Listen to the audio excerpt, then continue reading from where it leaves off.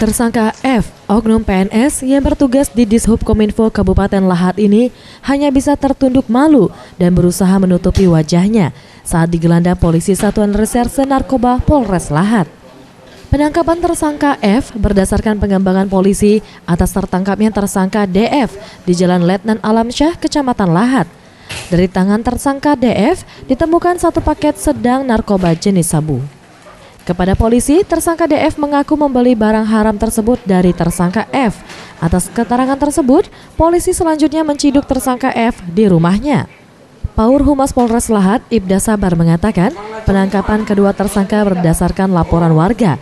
Setelah dilakukan pengembangan, akhirnya berhasil mengamankan keduanya berikut barang bukti, satu paket sedang narkoba jenis sabu, serta 2 unit telepon genggam. Melakukan penangkapan terhadap saudara DF yang diduga telah membawa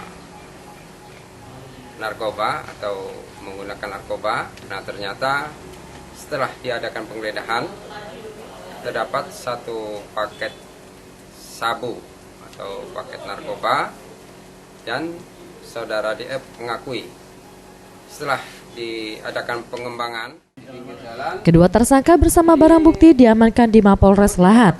Keduanya dijerat dengan pasal 114 Undang-Undang Nomor 35 Tahun 2009 tentang narkotika dengan ancaman hukuman minimal 5 tahun penjara. Zulfikri, Sriwijaya TV.